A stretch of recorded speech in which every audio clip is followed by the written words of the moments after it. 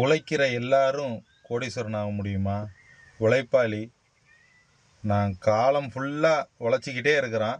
ஆனால் அவனால் கோடீஸ்வரன் ஆக முடியல, ஒரு பணக்காரனாக ஆக முடியல. ஆனால் பிரில்லியண்ட்டாக இந்த அரசியல்வாதிகள்லாம் எப்படி சம்பாரிச்சிடறாங்க பாருங்கள்.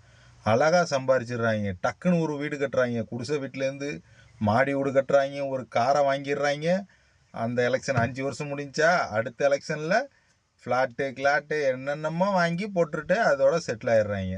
நான் உழைப்பாளி, வருஷம் ஃபுல்லாக உழைக்கிறான், லைஃபு ஃபுல்லாக உழைக்கிறான், உழைச்சும் புரோஜனம் கிடையாது. ஏன்னா பிரில்லியண்ட்டாக எவன் யோசிக்கிறானோ அவன்தான் பொய் சொல்கிறவன், போய் ஊரை ஏமாத்துறவன், அவன்தான் இப்போ கோடீஸ்வரனாக இருக்கான்.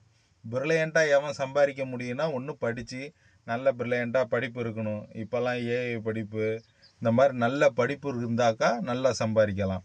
படிப்பு இல்லாமல் நான் உழைச்சா சம்பாரிச்சிடுவேன், நான் உழைப்பாளின்னா எவனாலையுமே உழைச்சதுக்கு ஏற்ற ஊதியம் இங்கே கிடைக்காது. கிடைச்சாலும் அவன் முன்னேற முடியாது.